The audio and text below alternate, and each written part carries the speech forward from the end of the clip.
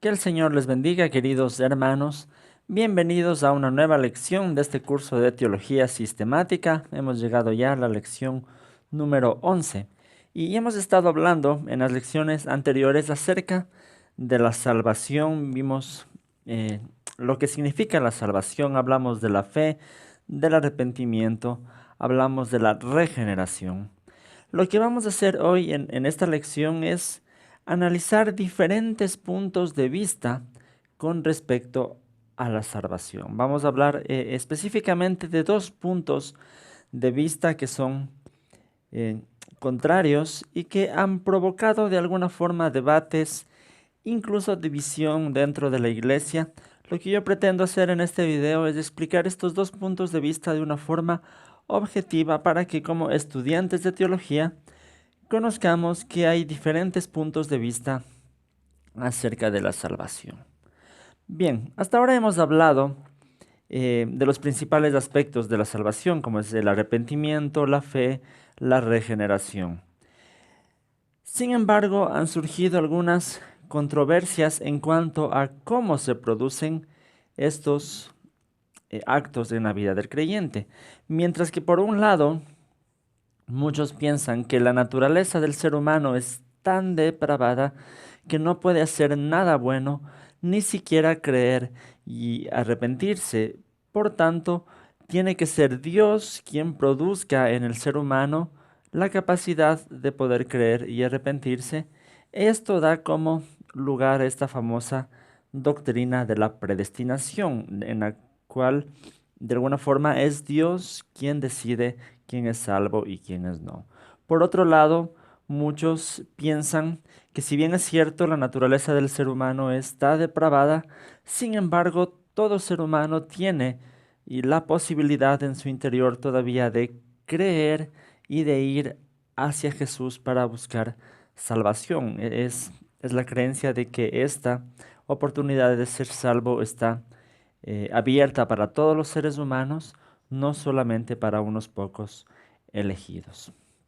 Reconocemos que este es un tema que ya lleva muchos siglos de debate y no lo vamos a solucionar en un video del YouTube, en un curso de teología sistemática, pero sí vamos a tratar de explicar simplemente las diferencias básicas entre estos dos puntos de vista.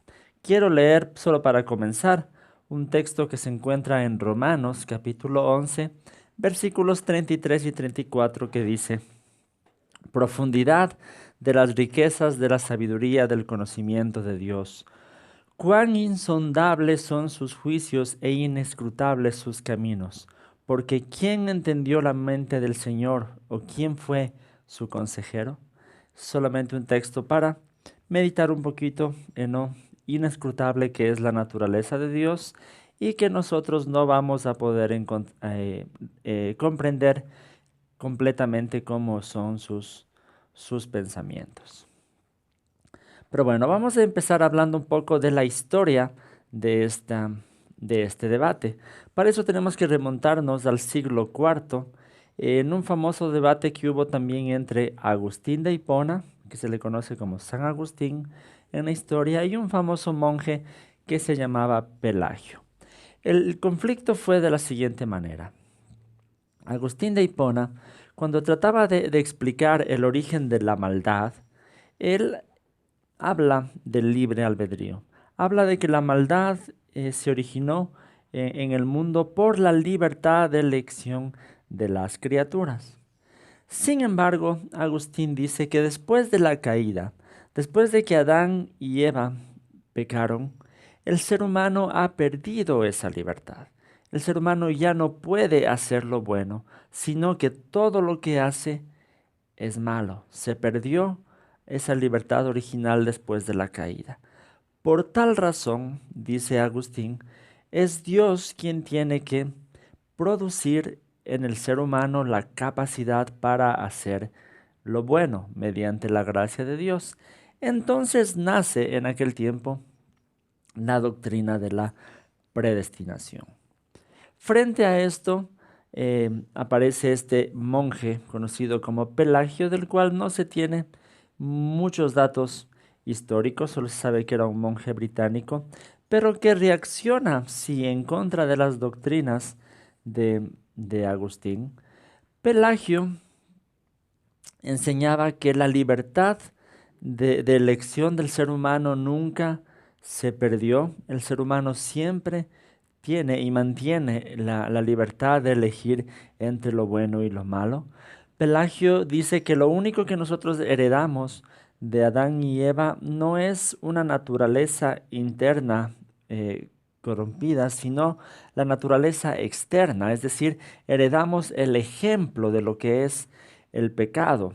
Por ellos entró el pecado en el mundo y cada persona nace con el ejemplo de lo que es pecado, pero en su interior sigue teniendo la libertad de elegir entre lo bueno y lo malo. Eso era lo que Pelagio enseñaba y entonces Agustín escribía en contra de Pelagio y viceversa. Debemos mencionar que el punto de vista de Pelagio fue totalmente rechazado por la Iglesia en aquel tiempo, ya que su acercamiento ante la gracia de Dios y la corrupción del ser humano era muy simple. Sin embargo, las doctrinas de Agustín de Hipona tampoco fueron bien vistas en su totalidad, y en aquel tiempo la Iglesia adoptó una posición que se le conoce generalmente como semipelagianismo. El semipelagianismo enseña que si el ser humano hereda una naturaleza pecaminosa, hereda esa inclinación hacia el pecado, pero es solamente como una enfermedad. Es decir, si hay todavía la esperanza de que el ser humano en sí mismo pueda elegir creer y pueda salvarse. Eso es más o menos lo que enseña el semipelagianismo, que fue la posición que en aquel tiempo la iglesia en general adoptaba. Luego llegamos al tiempo de la Reforma protestante en el siglo XVI. Sabemos que fueron muchos de los primeros reformadores quienes escribieron acerca de sus doctrinas sobre la predestinación, como Lutero, como Zwinglio. Sin embargo, fue Juan Calvino aquel que sistematizó mejor todas sus doctrinas en su famoso libro Institución de la Religión Cristiana. Juan Calvino, al igual que Agustín, creía que la condición del ser humano era de una incapacidad total para hacer el bien por causa del pecado de Adán, del cual heredamos esta corrupción y heredamos también la culpa. Por tal razón, al igual que Agustín, Calvino decía que solamente la gracia de Dios tiene que actuar en ciertos individuos para regenerarles y darles la capacidad de creer y de poder salvarse. Sin embargo, cuando se habla del origen de la maldad, Calvino no aceptaba como Agustín el tema de la libertad del ser humano, ya que en Calvino jugaba un papel importante la soberanía de Dios. Para Calvino más basaba sus doctrinas de la predestinación en cuanto a que Dios es soberano y todo lo que sucede está decretado por Dios, aún el pecado, aún la maldad. Y cuando uno se pregunta, entonces, ¿Dios es autor del pecado? Calvino respondía que la responsabilidad sigue estando en el ser humano aun cuando Dios lo haya decretado, y la forma en que eso entendamos será siempre un misterio, ¿sí? Pero bien, para Calvino más jugaba eh, la soberanía de Dios en cuanto a sus doctrinas de la predestinación. Un tiempo después de que las doctrinas de Calvino estaban bien eh, generalizadas, popularizadas, aparece también un pastor que se llamaba Jacobo Arminio, ¿no? Era un pastor en Ámsterdam, que después de estudiar las obras de Calvino, él reacciona en contra precisamente de aquellos textos que hablan acerca de la predestinación. Lo que Arminio enseñaba es lo siguiente. Arminio creía también en la depravación total del ser humano. También Arminio creía que el ser humano no puede hacer nada por sí solo para salvarse. Por eso no debemos confundir el arminianismo con el semipelagianismo. Muchos autores contemporáneos, especialmente calvinistas, comparan y relacionan el arminianismo con el semipelagianismo, pero no es, si lo entendemos, en realidad no es así, ya que el arminianismo y Arminio enseñaba que el ser humano sí se encuentra totalmente depravado, que no puede hacer nada por él mismo para poder creer, arrepentirse y salvarse. Sin embargo, la diferencia radica en que para Arminio la gracia de Dios, que capacita al ser humano para poder creer, estaba disponible para todos los seres humanos, no solamente para ciertos seres humanos elegidos, sino que esta gracia está disponible para todos, con la diferencia de que el ser humano puede libremente rechazar la gracia de Dios. Esa era la posición de Arminio.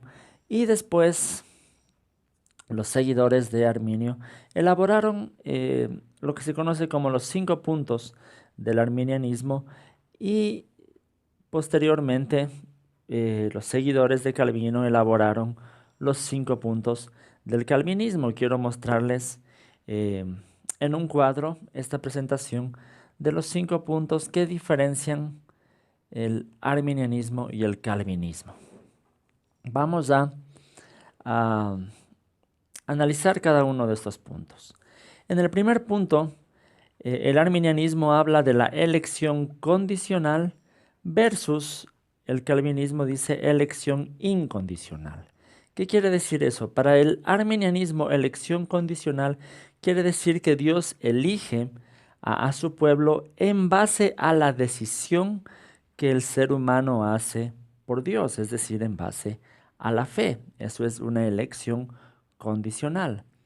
El calvinismo, por su parte, habla de una elección incondicional, que quiere decir que Dios elige incondicionalmente, bajo sus propios decretos. Solamente Dios sabe quién será salvo y quién no será salvo. Ese es el primer punto.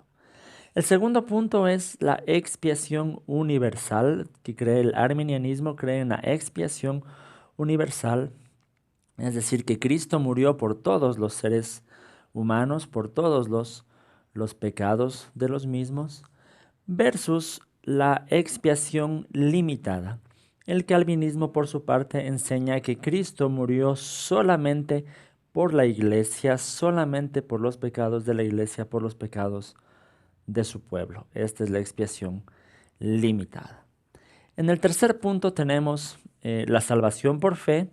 Esto sabemos que el arminianismo lo enseña de esa manera, que el ser humano no se gana por sus obras la salvación, sino que es por la fe en Jesús que uno puede ser salvo. Y en esto también están de acuerdo los calvinistas, pero ellos en este punto hablan de la corrupción y depravación total, que quiere decir que el ser humano está tan depravado y tan corrupto en su naturaleza que nadie puede tener fe, al menos que Dios le capacite para tener fe.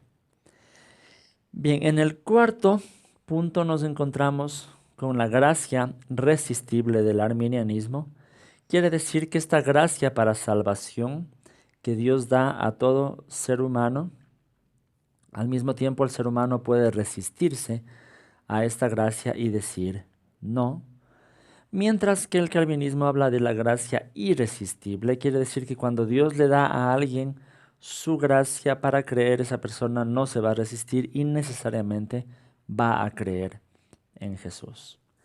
Y en el último punto, el quinto punto, nos encontramos con la posibilidad de caer de la gracia. Para el arminianismo, esto implica de que si el ser humano puede resistirse a la gracia de Dios, quiere decir que en cualquier momento también puede dejar de creer, puede seguir rechazando la gracia de Dios. En otras palabras, podría perder su salvación. Mientras que el calvinismo enseña la perseverancia de los santos, que implica que nadie que haya aceptado verdaderamente la gracia de Dios podría llegar a perderla. Estos son los 5 puntos en los que básicamente se hace una diferencia entre calvinismo y arminianismo. Podemos profundizar mucho más en esto con textos bíblicos y todo eso. Para eso, a los que estén siguiendo este curso, en el grupo del Facebook y en mi blog voy a dejar más material para que puedan seguir leyendo. Así que si quieren informarse más, pueden seguir en el blog que es cibersauro.net, en donde está este curso, o buscar en el Facebook el grupo Curso de Teología Sistemática. Pueden añadirse y ahí también seguiré publicando más material para profundizar más en estos temas. Bien, entonces una vez que hemos resumido estos 2 puntos, podemos decir que la diferencia básica en cuanto a cómo se produce la salvación es en esto. Para el calvinismo, el ser humano primero necesita ser regenerado por Dios para después tener fe y arrepentirse y entonces ser salvo. Para el arminianismo sería lo contrario. El ser humano primero tiene que creer y arrepentirse, entonces Dios va a regenerar su corazón para que pueda ser salvo. Esa sería la diferencia básica. En este video no he comentado mucho acerca de cuál es mi posición al respecto. Es solamente un video, es una lección informativa para conocer estos 2 puntos de vista. En un próximo video sí quiero compartir un poco cuál es mi perspectiva, mi posición. Bien, pero hasta ahí con esta lección. Quisiera que me dejen sus comentarios. Yo sé que es un tema muy controversial y que hay mucho para decir, así que cualquier comentario, cualquier duda, espero que la dejen con mucho respeto, porque eso nos caracteriza a nosotros los cristianos. Bien, gracias por estar pendientes de estos videos. Recuerden suscribirse al canal. Si quieren ver todas las lecciones de este curso de Teología Sistemática, solo denle clic en suscribirse. Aquí en el canal están todas las lecciones. Buscar en el blog que ya les mencioné, cibersaulo.net. Búsquenme en las redes sociales, mi página del Facebook como Cibersaulo, y así podemos estar en contacto con todas las inquietudes que ustedes puedan tener. Muchas gracias, que el Señor les bendiga.